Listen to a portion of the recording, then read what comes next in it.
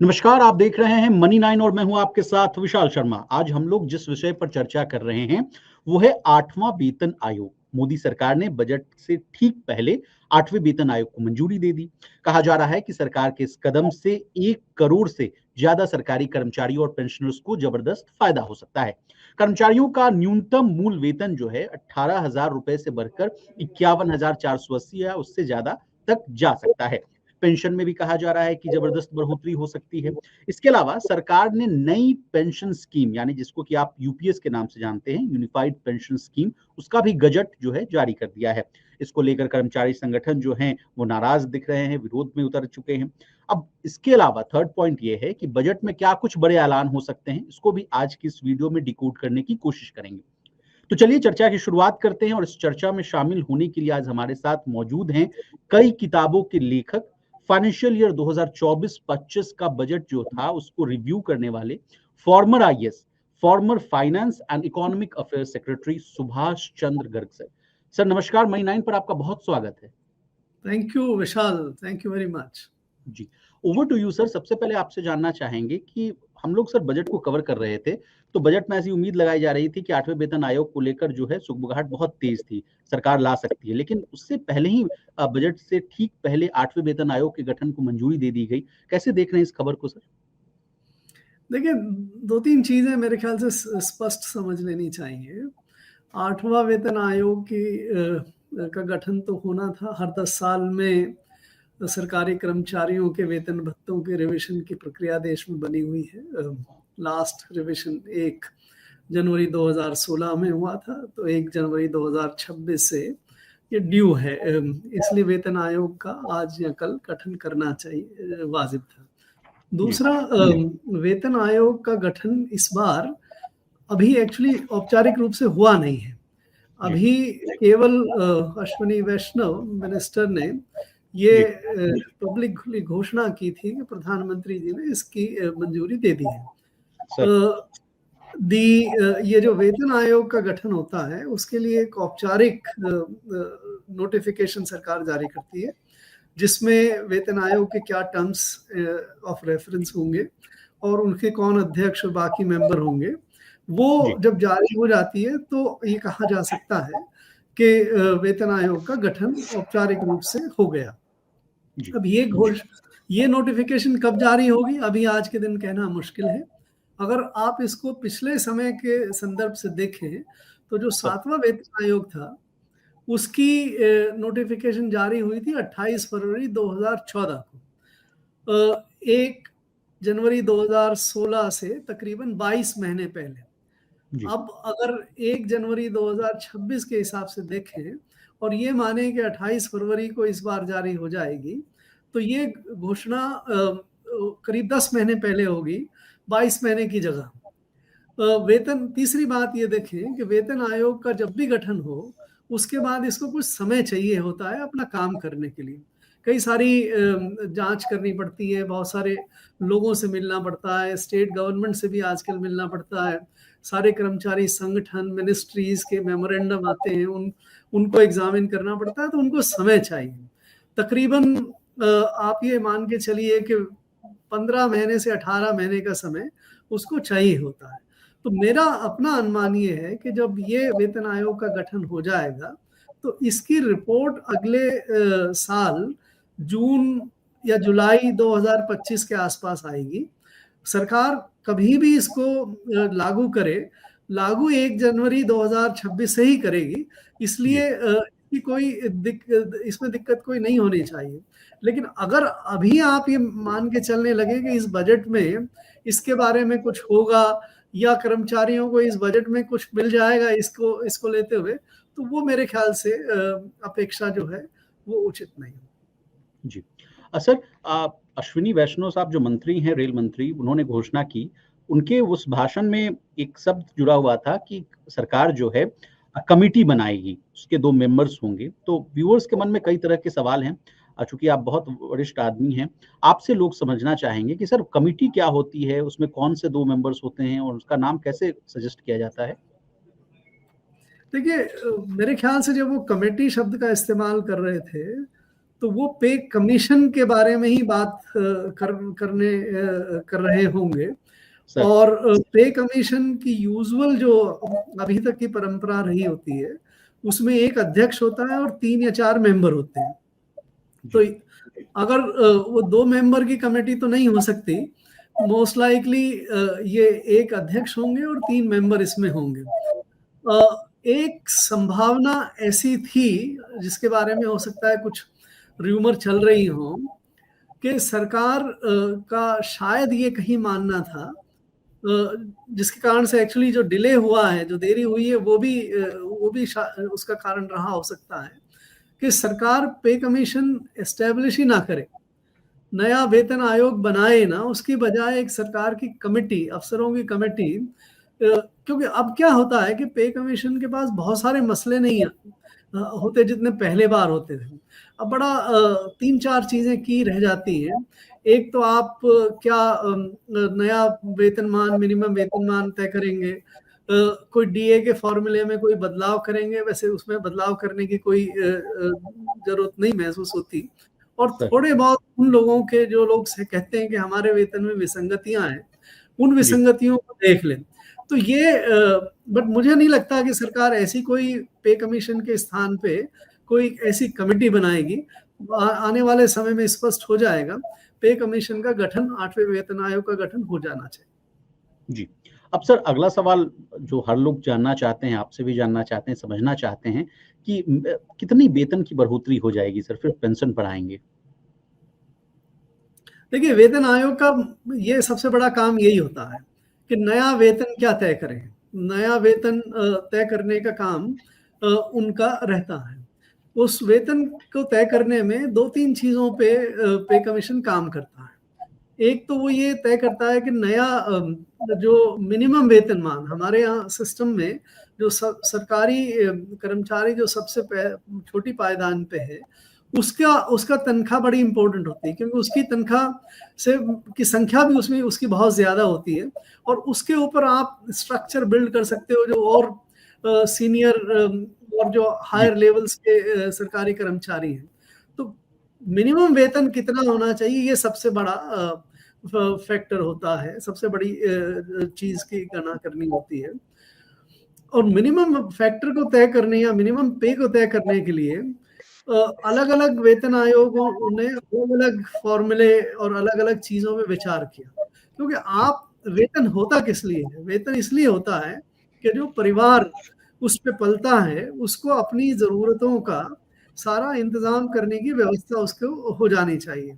खाने पीने, रहने, बच्चों की एजुकेशन, थोड़ा स्वास्थ्य पे, ट्रैवल, इन चीजों को ध्यान में रखते हुए कितना वेतन मिनिमम होना चाहिए, ये सबसे बड़ा मुद्दा होता है।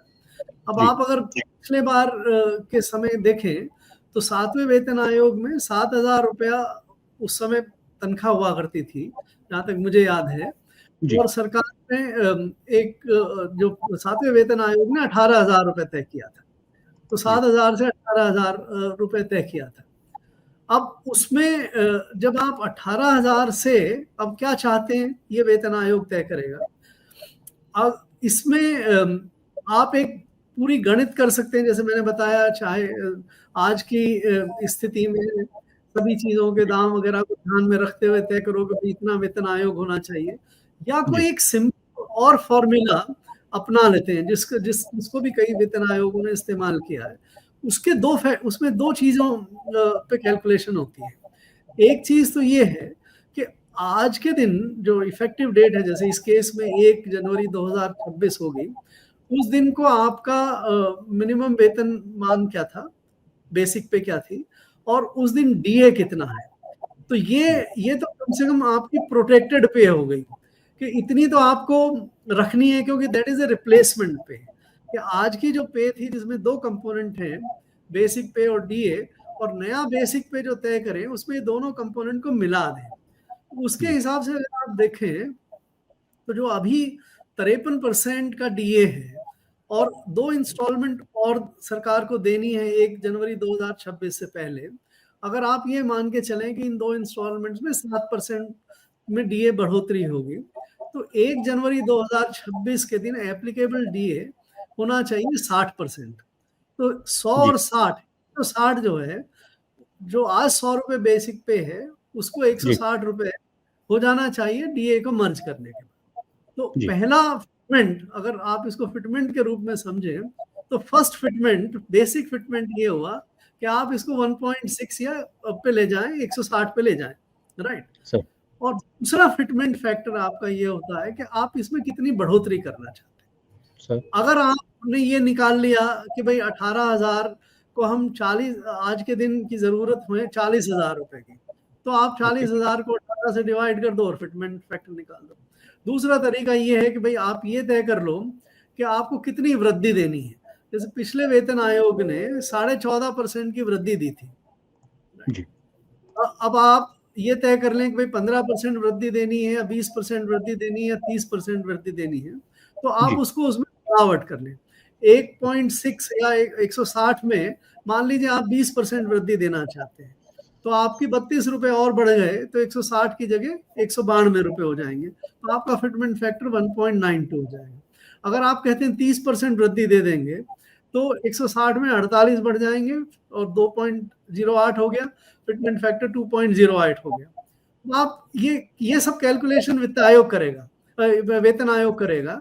हम आज के दिन ये नहीं कह सकते कि क्या होगा, ना मंत्री कह सकते हैं, ना सरकार की तरफ से कोई ये कह सकता है। ये जेसीएम वगैरह जितने भी हैं वो डिमांड कर सकते हैं, डिमांड करने का हर एक का अधिकार है। कोई कितनी भी डिमांड 2.87 कर दो या 2.08 कर दो या 2.5 कर दो, वो कोई भी कुछ भी डिमांड कर सकता है और उसको सपोर्ट में वो अपने आर्ग्यूमेंट्स भी दे सकते हैं, लेकिन तय करने का काम जो है वो ये वेतन आयोग करेगा। मेरी अपनी नजर में, मेरी अपनी समझ के हिसाब से 20% से ज्यादा वृद्धि नया वेतन आयोग नहीं देगा। तो अगर आप 20% लेके चलें तो it should be 1.92 fitment okay factor. Okay 30% जैसे कर दें तो 2.08। जी अब सर इसी गणित को मैं अगर समझना चाहूँ 20% जो वृद्धि को आप बोल रहे हैं सर, तो उसमें कोई भी व्यक्ति मान लीजिए अगर 10,000 या 18,000 उसकी बेसिक सैलरी है, उसमें डीए को ऐड कर देगा सर, उस पे फिर गुना 20% का हिसाब किताब लगाएगा, तो वो उसकी नई वेतन आयोग में जो है वो उसकी बेसिक सैलरी हो जाएगी। आप यही कह रहे हैं सर? यस, बिल्कुल सही। जी, जी। अब सर चूँकि कमेंट सेक्शन में भी लोग आपसे पूछ रहे हैं सर कि what is the fitment factor?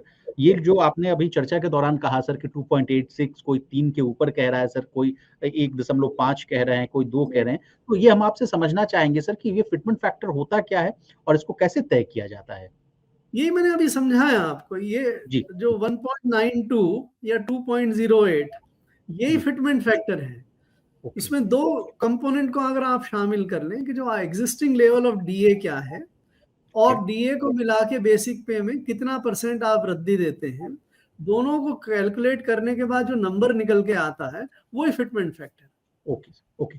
अब आते हैं सर पेंशनर्स पर। पेंशनर्स की भी लॉबी बहुत मजबूत है, वो भी कह रहे हैं कि हमें क्या मिलेगा, हमारे पेंशन में बढ़ोतरी होगी या नहीं होगी? सर उनको भी आप जवाब दे दीजिए। देखिए, पेंशनर्स का इशू अलग हो गया है। अब ये जब से ये यूपीएस की, यूनिफाइड पेंशन स्कीम की घोषणा हो गई, तो अब सरकार के 3 तरह के पेंशनर्स हो गए आज के दिन। एक तो जो पुरानी स्कीम में, जब ये 2004 में नई पेंशन स्कीम आई थी, उससे पहले के जो कर्मचारी हैं, वो जो पुरानी पे स्कीम में चलते हैं, जिनको उनकी पे का 50% प्लस डीए मिलता है, और समय समय पे वेतन आयोग जब बढ़ाता है फिटमेंट फैक्टर रेगुलर कर्मचारियों का, तो उनको भी फिटमेंट फैक्टर का फायदा देके उनकी पेंशन में बढ़ोतरी हो जाती है। तो दूसरा ये है कि जो न्यू पेंशन स्कीम है, उनका वेतन आयोग से कुछ लेना देना नहीं था, क्योंकि उनकी पेंशन उस बात पर डिपेंड करती थी कि उन्होंने अपने सर्विस काल में कितना पैसा अपने पेंशन अकाउंट में इकट्ठा किया। अब ये जी, तीसरा जो आ गया है यूपीएस, जो 1 अप्रैल 2025 से लागू होगा, उसमें सरकार ने ये कहा है कि भाई 50% ऑफ 12 मंथ्स पे प्लस डीए हम आपको दे देंगे। एक चीज जो नहीं कही गई है वो ये है, क्या होता है कि जो अभी सबसे पुराने कर्मचारी जो हैं 2004 से पहले वाले कर्मचारी, जी, उनको पे प्लस डीए और एक और फायदा मिलता था जो मैंने अभी कहा, कि हर पे कमीशन के आने के बाद उनको जो फिटमेंट फैक्टर के हिसाब से उनकी पेंशन्स भी एडजस्ट हो जाती थी, राइट। अब यूपीएस जो अनाउंस किया है सरकार ने, जो नई वाली तीसरी व्यवस्था, उसमें आपने पे 50% का कर दिया इंतजाम, आपने डीए का भी इंतजाम कर दिया, लेकिन ये 10 साल में जो पे कमीशन आपका पे एडजस्ट करता है उसका इंतजाम अभी उसमें नहीं है, राइट। तो ये खामियां है सर? नहीं, खामी नहीं है। अगर आप वो दे दें तो फिर उसके बाद यूपीएस कुछ नहीं है, यूपीएस तो फिर आपकी ओपीएस बन जाए। तो ओपीएस, यूपीएस और एनपीएस में फर्क इतना ही है कि यूपीएस में जो जिसको हम कहते हैं वेज एडजस्टमेंट, जो हर 10 साल में कर्मचारियों की तनख्वाह बढ़ती है, वो एडजस्टमेंट नहीं हो रहा है। और एनपीएस में दोनों ही चीजें नहीं हो रही थी, न 50% था और ना ही वेज एडजस्टमेंट था। तो इन तीनों में जो अंतराल है, ये भी मुझे नहीं लगता ये यूपीएस वाला इशू पे कमीशन को रेफर किया जाएगा, क्योंकि वो पे कमीशन की टर्म्स ऑफ रेफरेंस में नहीं आएगा। केवल ओपीएस में जो लोग हैं वो उम्मीद कर सकते हैं, और उनकी उम्मीद उतनी ही होगी कि जितना आपका फिटमेंट फैक्टर रेगुलर कर्मचारियों के लिए होगा, उतना ही फिटमेंट फैक्टर पेंशनर्स के लिए हो जाएगा। जी जी। अब सर आते हैं बजट पर। आपसे बजट पर भी राय लेना चाहेंगे आप, चूंकि पिछले वाला जो फाइनेंशियल ईयर था उसके बजट को भी आपने डिकोड किया था आसान भाषा में। इस बार के बजट से आपकी क्या एक्सपेक्टेशन है सर, और क्या देख रहे हैं, इस बार कुछ बड़े ऐलान हो सकते हैं सर? देखिए, बजट में दो चीजें होती हैं। एक तो बजट की गणित, जो कि मुख्य काम होता है बजट का। सरकार के पास कितनी रेवेन्यूज आएंगी, सरकार के पास सरकार कितना एक्सपेंडिचर कर सकती है, और सरकार का फिस्कल डेफिसिट क्या होगा। ये तीन चीजों की बेसिकली बजट की गणित होती है। और दूसरा ये मौका होता है जिसमें सरकार कुछ नीतिगत निर्णय, कोई नई नीतियां, कोई नए प्रोग्राम का अनाउंसमेंट कर सकती है। तो अगर आप मेन बजट के दृष्टिकोण से देखें तो मेरी जो समझ है, मैंने इसके बारे में लिखा भी है, 3-4 ओपिनियन पीसेस भी लिखे हैं। नंबर 1 तो मुझे ये लगता है कि सरकार इस बार फिस्कल डेफिसिट जो है वो 4.5% पे रखेगी। पिछले बार 4.9% था, इस बार 4.5% फिस्कल डेफिसिट हो जाना चाहिए। और सरकार ये फिस्कल डेफिसिट से जो अमाउंट आप निकालते हैं वो इस बात पे भी निर्भर करती है कि सरकार कितना मानती है कि जीडीपी में अगले साल ग्रोथ होगी। तो अभी जैसे जीडीपी 24-25 की है, वो 324 लाख करोड़ की है। अगर 10.5% मानते हैं, 10% मानते हैं, पिछले 2 साल से सरकार 10.5% मान के चल रही थी, लेकिन दोनों साल में ही 10.5% तो क्या 10% भी अचीव नहीं हुआ। इसलिए मुझे लगता है कि इस बार सरकार 10% जीडीपी की ग्रोथ को मान के चलेगी। तो अगर सरकार 10% की जीडीपी ग्रोथ मान के चलती है और 4.5% अगर फिस्कल डेफिसिट रखती है, तो रफली 16 लाख करोड़ जो है वो फिस्कल डेफिसिट हो जाएगा। अब आपके पास दूसरा साधन जो है वो आपके टैक्सेस हैं और नॉन टैक्सेस हैं। उसमें अगर आप अनुमान लगा के चलते हैं तो मुझे लगता है टैक्स की ग्रोथ 10% मानी जानी चाहिए। नॉन टैक्स में कोई ग्रोथ होने की उम्मीद नहीं, तो पिछले बार बहुत ज़्यादा अच्छा नॉन टैक्स आ गया, और सरकार ने चूंकि डिसइन्वेस्टमेंट प्रोग्राम वगैरह लगभग बंद कर दिया है, तो उससे भी कोई ज़्यादा रेवेन्यू नहीं आनी चाहिए। तो कुल मिला के अगर आप इसको देखें तो सरकार के जो रिसोर्सेज अगले साल के लिए हैं, पिछले साल का बजट करीब 48 लाख करोड़ का था, तो मेरे अनुमान से 4 से 5% के बीच में अगले साल का एक्सपेंडिचर बजट बढ़ेगा। उसको लेके चलते हैं तो 52 लाख करोड़, 51 से 52 लाख करोड़ के आसपास का आपका एक्सपेंडिचर बजट होना चाहिए। ये तो बेसिक गणित है।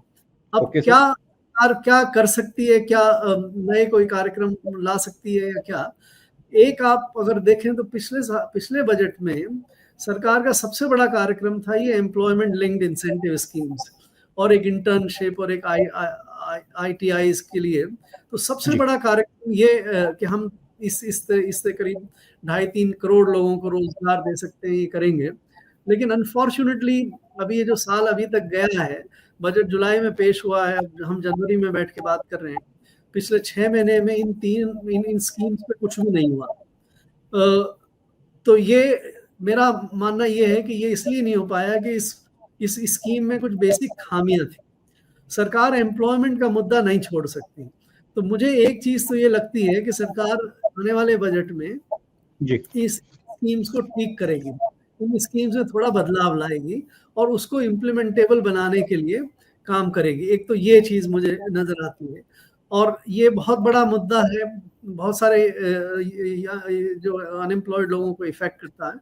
दूसरा, आज आप देख रहे हैं कि पूरे देश में ये महिलाओं को कैश हैंडआउट देने की होड़ लग गई। रेवड़ियां बांटी जा रही है सर।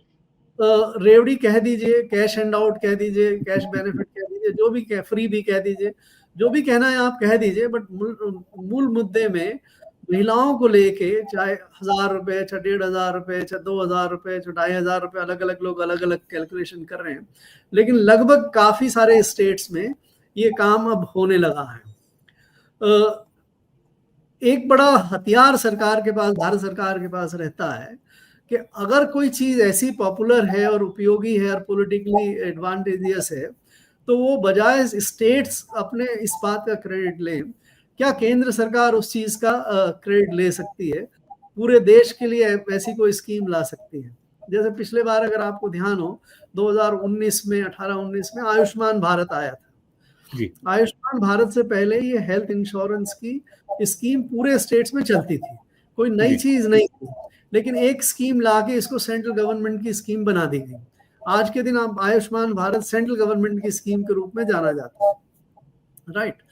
तो ये संभव है, मुझे ऐसा प्रतीत होता है कि भारत सरकार ये एक महिला बेनिफिट स्कीम या महिलाओं के लिए निधि, सम्मान निधि या किसी नाम से आप महिलाओं को 1500 रुपए, 1000 रुपए, 2000 रुपए, जो भी आप ठीक समझे, उसके लिए पूरे देश में एक स्कीम ला सकते हैं। और उसको अगर फंड करने के लिए, क्योंकि स्टेट से भी सरकार उम्मीद करेगी कि भाई स्टेट्स अपने पैसे ना बचाएं, उनके पैसे भी इसमें लाएं, तो आप 60-40 पे या 50-50 पे उसको शेयरिंग का इंतजाम कर लें। तो ये एक संभावना है, जरूरी नहीं ये हो, लेकिन एक ऐसी लगता है कि पॉलिटिकल कॉन्फ़िगरेशन को अगर आप देखें और उसके एडवांटेज को देखें, तो मुझे लगता है एक ये चीज होने की संभावना काफी है।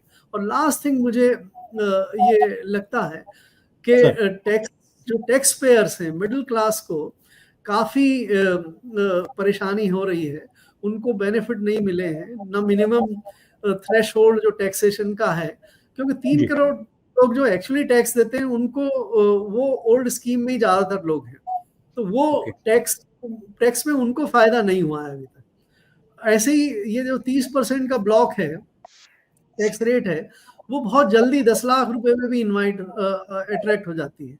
तो इन सब चीजों को अगर देखें तो मिडिल क्लास के लिए एक अगर आप टैक्स रिलीफ लेके आए, टैक्स पैकेज लेके आए जिसमें मिनिमम थ्रेशोल्ड को बढ़ाएं 5 लाख के लिए, और 30% की टैक्स लिमिट जो है उसको आप 25 लाख से ऊपर ले जाएं, तो मेरे ख्याल से आप भी एक पैकेज लोगों के लिए ला सकते हैं। और भी कई सारी चीजें होंगी, लेकिन मुख्य रूप से अगर बेनिफिट या लार्जर सैंक्शन के हिसाब से देखें तो मुझे लगता है ये 3 चीजें जरूरी हैं। जी जी। अब सर आपसे बात करना चाहेंगे कंजम्पशन को लेकर। देखिए बहुत बड़ा मुद्दा ये बनता चला जा रहा है कंजम्पशन को लेकर। आप जितने भी फिनटेक कंपनियों को देखिए, ज़ोमैटो के फाउंडर ने भी कहा रखा है कि बहुत स्लो डाउन देखने को मिल रहा है। लोग जो है अब खाना जो है ऑर्डर करना से गुरेज कर रहे हैं, खरीद नहीं रहे हैं। गाँव में भी सर कंजम्पशन कम हो रहा है। अब ये समस्या जो है धीरे-धीरे मुझे लग रहा है कि शहरों में भी पहुँच रही है। कल एक और खबर भी आई सर कि सरकार जो है इस बार के बजट में 14 से 15 लाख करोड़ रुपए की मार्केट बोरोइंग का ऐलान कर सकती है। ये इस खबर को हम आपसे समझना चाहेंगे सर। तो ये 2 इश्यूज आपने इसमें रेज किए, एक तो कंजम्पशन का इशू और एक बोरोइंग का इशू। तो कंजम्पशन ये फैक्ट है, सरकार में भले ही कुछ लोग डिनाई करें, लेकिन कंजम्पशन स्लो डाउन है। ये एनिक्डोटली आप सारे, चाहे हिंदुस्तान लीवर ले लीजिए, जोमेटो ले लीजिए, जो भी अर्बन कंजम्पशन के इंडिकेटर्स हैं उन सब में आज के दिन ये बात नजर आ रही है। अभी रोजाना आप अगर देखें अखबारों में, तो अभी जो कंपनीज डिक्लेयर कर रही हैं पिछले 3 महीने के रिजल्ट्स, उन 3 महीने के रिजल्ट्स में अगर आप अपने टर्नओवर की ग्रोथ को देखें तो वो 5-6% ही है, जो कि इन्फ्लेशन के बराबर से भी ज्यादा नहीं है। तो ये कंजम्पशन स्लो डाउन तो रियल है। अब इस कंजम्पशन स्लो डाउन के लिए सरकार क्या कर सकती है? ये बहुत साफ, अगर आप इसको, क्योंकि सरकार कंजम्पशन के लिए कोई स्पेसिफिक स्कीम नहीं लेके आती। अब आप ये जो मैंने आपसे कहा कि महिला विकास के लिए आप कोई कैश हैंड आउट देना चाहते हैं तो ये भी कंजम्पशन के लिए एक मेजर है। इसी तरह से अगर आप एम्प्लॉयमेंट क्रिएशन के लिए आप सपोर्ट देते हैं तो वो भी कंजम्पशन को बढ़ाता है। मिडिल क्लास के लिए अगर आप कुछ राहत लेके आते हैं तो वो भी कंजम्पशन को बढ़ाता है। तो ये सभी चीजें जो हैं वो कंजम्पशन के लिए। एक और अगर आप काम कर सकते हैं कि जो हमारी ये फूड सब्सिडी स्कीम है, फूड सब्सिडी स्कीम में हम केवल गेहूं चावल देते हैं 80-85 करोड़ लोगों को। 80 करोड़ लोगों को फूड की असिस्टेंस देने की इस देश में जरूरत नहीं है। इतने सारे लोग गरीब इस देश में नहीं है। 20-25 करोड़ अगर गरीब मान के चलते हैं तो अगर आप ये प्रोग्राम 20-25 करोड़ लोगों तक ही सीमित रखें और उनको बाकी और चीजें जो न्यूट्रिशन के लिए जरूरी होती है, चाहे आपके मिनरल्स हो, माइक्रो न्यूट्रिएंट्स हो, ऑयल हो, माने फैट हो, ये जो सब चीजें जिसके कारण से एक बैलेंस्ड कंप्लीट डाइट बनती है, वो अगर आप दें तो बेहतर होगा। बोरोइंग के सवाल पे अगर आप देखें तो बोरोइंग, देखिए हमारी मार्केट बोरोइंग जो है, जो सरकार का फिस्कल डेफिसिट है, जैसे मैंने कहा अगर 16 लाख करोड़ रुपए तय होता है तो 16 करोड़ ये फिस्कल डेफिसिट 3-4 चीजों से बड़े रूप से पूरा किया जाता है। एक तो मार्केट बोरोइंग होती है, दूसरी ये स्मॉल स्केल जो स्मॉल सेविंग्स में सरकार के पास पैसा आता है उससे होता है। तो बाकी छोटी मोटी एक्सटर्नल डेट, पीएफ वगैरह और चीजों से छोटा छोटा, मुख्य रूप से 2 चीजों से होता है। एक तो आप मार्केट से कितना बोरोइंग कर रहे हैं और दूसरा स्मॉल सेविंग से आप कितना लेते हैं। तो अगर आप 16 लाख को आप ले लें तो जो स्मॉल सेविंग्स है वो 4-5 लाख से ज्यादा, 4-5 लाख करोड़ से ज्यादा नहीं होती। अगर आप 4 लाख करोड़ मान लें और दूसरे साधनों को आप ये 50,000 करोड़ के हिसाब से ले लें तो मार्केट बोरोइंग का नंबर निकल के आ जाता है। तो वो होना चाहिए 11 से 11.5 लाख करोड़ के बीच का अगले साल में। ये इसलिए इम्पोर्टेंट होता है कि जितना सरकार लोन लेती है उतना ही पैसा सेविंग्स में से और जो बैंकिंग सिस्टम्स में है वो बाकी प्राइवेट सेक्टर के लिए कम मिलता है। इसलिए बट ये इतनी बड़ी इस बार कंसर्न नहीं हो कि धीरे धीरे, हालांकि अभी हम बहुत दूर हैं 3% फिस्कल डेफिसिट से, बट फिर भी चूंकि हम डिक्लाइनिंग पाथ में फिस्कल डेफिसिट गिर रहा है तो कुल मिला के अगर 11-12 लाख करोड़ की सरकार की मार्केट बोरोइंग होती है तो उसमें कोई खास चिंता की बात नहीं। अब सर कमेंट सेक्शन में लोग आपसे प्रश्न पूछ रहे हैं कि वीरेंद्र कुमार जी पूछ रहे हैं सर कि क्या डीए इन्फ्लेशन के अनुसार बढ़ा है, और इसी के साथ मैं आपको ये भी बता रहा हूँ सर कि लोग ये भी पूछते हैं कि देखिए सरकार को जीएसटी कलेक्शन से तगड़ी आमदनी होती है। अप्रैल मई जून अगर आप 2024 के अगर आप देखें सर, कलेक्शन 2 लाख करोड़, 1.73 लाख करोड़, पूरे साल का अगर हम देखें तो करीब 16 से 17 लाख करोड़ की आमदनी हुई है। अगर मैं 6 साल पहले के आंकड़ों को भी देखूं सर, 2017-18 में मात्र 7.4 लाख करोड़ का कलेक्शन हुआ था। 18-19 में ये बढ़कर 11.8, 19-20 में 12.2, 20-21 में 11.4, 21-22 में 14.9 और 22-23 में 18.1 और 2023-24 में सर ये आंकड़ा 20.14 लाख करोड़ के पार चला गया है। तो आम लोग ये पूछते हैं सर कि 7 लाख से सीधे 20 लाख करोड़ यानी 3 गुना हो गया और हमें जो डीए मिल रहा है वो मात्र 3% मिल रहा है, तो ये बड़ा नाइंसाफी होती है। आपसे समझना चाहेंगे सर इस मुद्दे को।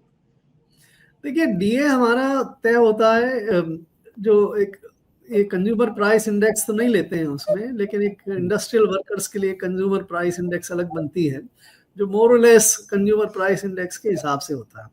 तो मुझे नहीं लगता कि कंज्यूमर प्राइस इंडेक्स में इन्फ्लेशन सप्रेस होगा, क्योंकि जो ज्यादातर आप देखते हो इन्फ्लेशन वो सब्जियों में, फलों में, अंडों में, इन्हीं चीजों में ज्यादा, फूड में इन्फ्लेशन बहुत ज्यादा है रिलेटिवली, और चीजों में इन्फ्लेशन कम है। और फूड पे आप अपनी सारी तनख्वाह फूड पे खर्च नहीं करते, आप 20%, 25%, 30% ही खर्च करते हैं। इसलिए जो कंपोजिट इंडेक्स है उसी के हिसाब से डीए बढ़ना चाहिए, उससे ज्यादा डीए नहीं बढ़ना चाहिए। और अगर हकीकत में पिछले 10 साल में जी, अब जैसे पहले बात कर रहे थे कि 10 साल में अगर 60% ही इंडेक्स बढ़ी है तो 60% सरकार ने डीए दे दिया, वो तो मेरे ख्याल से उसमें कोई लोचा नहीं है, उसमें कोई किसी तरह की कमी नहीं रखी गई है। सर इंडियन मिडिल क्लास जो है बहुत एस्पिरेशनल होते जा रहा है सर, तो उनको लगता है कि और मिले सरकार से, उनको और की आशा होती है। नहीं, ऑफ कोर्स हर एक को, आदमी को इच्छा करनी चाहिए, लेकिन आप ये भी ध्यान में रखना चाहिए कि हम कंट्रीब्यूट कितना कर रहे हैं। अल्टीमेटली आपकी जो तनख्वाह है, अगर ये इक्वेशन प्राइवेट सेक्टर में बिल्कुल साफ नजर आ जाती है कि प्राइवेट सेक्टर में कुल मिला के कितना आपने वैल्यू क्रिएट की, कितना प्रॉफिट कमाया, उसमें से फिर आपको तनख्वाह तो उसी में से मिलती है ना। सो सरकार में ये इक्वेशन साफ नहीं आती, क्योंकि सरकार में ये स्पष्ट नहीं होता कि वैल्यू कितनी क्रिएट हो रही है। दूसरा जो सवाल आपका जीएसटी पे था, देखिए जीएसटी में वृद्धि हुई 2021-22, 22-23 में बहुत अच्छी वृद्धि हुई। 23-24 में फिर थोड़ा स्लो डाउन शुरू हो गया था, 12% के करीब वृद्धि हुई। इस बार अगर आप देखें तो अभी तक 9 महीने में जो वृद्धि है वो तकरीबन 9.5% की है। 9.5% की वृद्धि बहुत ज्यादा नहीं है। तो जीएसटी भी एक्चुअली ग्रोथ अब जो है रुक सी गई है थोड़ी सी, उसकी उतनी अच्छी ग्रोथ नहीं है जितनी पहले 3-4 साल में रही है। और जीएसटी कलेक्शन का इन्फ्लेशन से कोई रिश्ता नहीं है, लोगों को समझना होगा। का इन्फ्लेशन से कोई रिश्ता नहीं है, इतना सीधा। जीएसटी अगर आप आज कंपनियों की, अभी हम थोड़ी देर पहले बात कर रहे थे, अगर उनके टर्नओवर केवल 5 या 6% बढ़ रहे हैं, तो उनको तो इन्फ्लेशन के बराबर भी वृद्धि नहीं हो पा रही है। उसी कोई चीज को आप जीएसटी में लेके आते, तो इन दोनों को चीजों को नहीं जोड़ना चाहिए। सरकार बहुत रिच नहीं है, हम इतना बड़ा फिस्कल डेफिसिट लेके क्यों चलते हैं, सरकार को क्यों बोरो करने की जरूरत पड़ती है, क्योंकि सरकार के एक्सपेंडिचर जो है वो सरकार के रेवेन्यूज के मुकाबले बहुत कम है, बहुत ज्यादा है। इसलिए आपको ये जो बोरोइंग्स लेने की बहुत हैवी बोरोइंग्स लेने की जरूरत है। जी सर, आपसे 5 मिनट का और अतिरिक्त समय चाहेंगे, अगर आप अलाउ करें तो। आप पूछ लीजिए। जी जी सर, कल मैं कई अर्थशास्त्रियों से भी लाइव किया और उन्होंने कहा कि सरकार को टैक्स रेवेन्यू बढ़ानी चाहिए। अब उन्होंने ये तर्क दिया कि सुपर रिच को टैक्स लगाए, सरचार्ज उन पर लगाए, कॉर्पोरेट टैक्स को जो पहले सरकार ने घटा दिया था उसको फिर से बढ़ाने की जरूरत है। 2 करोड़ जो सालाना जिनकी कमाई उन पर टैक्स लगाए, वेल्थ टैक्स का कॉन्सेप्ट उन्होंने दिया, बोला कि 200 जो बिलियनियर्स जो बढ़े हैं उनके नेटवर्थ पर लगाने की जरूरत है, तब जाके सरकार का जो फिस्कल डेफिसिट है, सरकार का जो खजाना है उसमें और पैसे आएंगे। क्या आप सहमत हैं सर, या कोई और फर्दर आप वैल्यू एडिशन देना चाहेंगे इसमें? देखिए, सरकार के पास टैक्स बेसिकली 3 टैक्स बेसेस होते हैं। एक तो जिसको वैल्यू एडेड कहते हैं, जिसमें जीएसटी, एक्साइज, कस्टम्स वगैरह, गुड्स एंड सर्विसेज की जो वैल्यू इंडस्ट्री पैदा करती है, बिजनेस पैदा करती है, उस पर आप टैक्स ले लेते हो, और वो हर कोई आदमी देता है, जो भी वो चीज को कंजम्पशन करता है वो टैक्स देता है। एक तो जीएसटी या वैल्यू एडेड टैक्स जो है। दूसरा इनकम होता है, इनकम कंपनी अर्न करे या इनकम लोग अर्न करें, उनकी जो इनकम होती है उस पर आप टैक्स लेते हैं। और तीसरा आपका जो टैक्स बेस है वो वेल्थ है, कि जिसके पास जितनी वेल्थ हो गई, ज्यादा वेल्थ है तो ज्यादा टैक्स नहीं, तो वेल्थ पे आप टैक्स लगा लीजिए। इन तीन टैक्स बेसिस पे सरकार टैक्स वसूल कर सकती है। अभी हमारे यहाँ की जो स्थिति है वो ये है कि हमारे पास वैल्यू एडेड टैक्स तो हमने लगा रखे हैं, हम इनकम पे भी टैक्स लगाते हैं, और लेकिन वेल्थ पे हम टैक्स नहीं लगाते। तो एक तो लेजिटिमेट है, जो आपको भी इकोनॉमिस्ट वगैरह ने कहा, मेरे ख्याल से अब वेल्थ जो है देश में भी और दुनिया में वेल्थ बहुत बढ़ रही है, और वेल्थ जो है वो बहुत ज्यादा कॉन्सेंट्रेटेड भी है कुछ लोगों के बीच में। आप हमारे देश की जीडीपी देखें तो वो अगर करीब $4.25 ट्रिलियन है, लेकिन अगर देश की जो वेल्थ है, वेल्थ अगर आप देखें बेसिकली रियल एस्टेट में, इन्वेस्टमेंट्स में, कंपनी, ये सब चीजों को कैलकुलेट करके वो तकरीबन $15-16 ट्रिलियन है।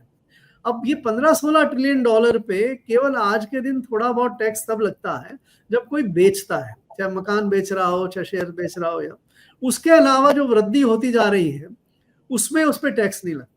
और जो ये वेल्थ है वो 90% की जो 90% जो वेल्थ है 10 या 15% लोगों के पास ही है जी। एक तो मैं इस बात का सपोर्ट करना चाहूंगा कि वेल्थ पे जो है टैक्स देश में लाना चाहिए और वेल्थ पे टैक्स लगाना चाहिए। दूसरा, इनकम पे अगर आप देखें तो कॉर्पोरेट पे जो 2019 में कम किया था, उसके बाद भी देश में जो बेसिक इनकम टैक्स की रेट है कॉर्पोरेट्स पे वो 22% है, और सरचार्ज मिला के 25% करीब हो जाती है। ये रेट कम नहीं है और ये रेट ज्यादा भी नहीं है। इस रेट में अगर आप इसको बढ़ाते हैं तो देश में जो इन्वेस्टमेंट है, देश में जो आमदनी है, उस पे और देश के जो जीडीपी है उस पे विरोध में असर पड़ता है। दूसरा, कॉर्पोरेट टैक्स में मुझे नहीं लगता कुछ बड़े परिवर्तन करना चाहिए। इनकम टैक्स पे हमने पहले बात ही कर ली। इनकम टैक्स एक्चुअली थोड़ी ज्यादा रेट पे चार्ज होता है इंडिविजुअल से, और इसमें उस पे हमने पहले बात कर ली। और जीएसटी का जहां तक है, जीएसटी में रेशनलाइजेशन करने की जरूरत है। आज हमारे यहाँ बहुत ज्यादा टैक्स रेट्स हैं और कुछ चीजों पे बड़ी हैवी ड्यूटी लगती है 28% प्लस दूसरी वो जो एनसीसीडी और ये जो कंपनसेशन सेस वगैरह लगा के 40% के आसपास 42% के आसपास ड्यूटी पहुंच जाती है, वो बहुत ज्यादा है। तो थोड़ा वहाँ रेशनलाइजेशन की जरूरत है। इससे क्लासिफिकेशन के डिस्प्यूट्स भी खत्म होंगे। सरकार को पॉपकॉर्न को 3-3 चीजों में विभाजित नहीं करना पड़ेगा, ऐसे और नहीं करना पड़ेगा। आप अगर कुल मिला के 2 स्लैब्स पे या 3 स्लैब्स पे मैक्सिमम लेके आ जाएं, आज के दो स्लैब्स के साथ लेके आ जाएं, तो आपके पास और मेरे ख्याल से जीएसटी रेवेन्यू में भी कोई असर नहीं होगा, और साथ साथ में सिंप्लीफिकेशन भी होगा। तो जहां तक टैक्स बढ़ाने का मेरा तो अपना मान्यता है कि इस तरह से हमें इन तीनों तरह के टैक्सेस को डील करना चाहिए। बहुत शुक्रिया सर, आपने अपना कीमती समय मनी 9 को दिया। 8वें वेतन आयोग को समझाया, उसके गणित को समझाया, इकोनॉमी पर आपने बात की, बजट पर आपने बात की, बहुत ही आसान भाषा में सरल शब्दों में समझाया। सर बहुत शुक्रिया सर, बहुत शुक्रिया। शुक्रिया, thank you, bye bye. Thank you.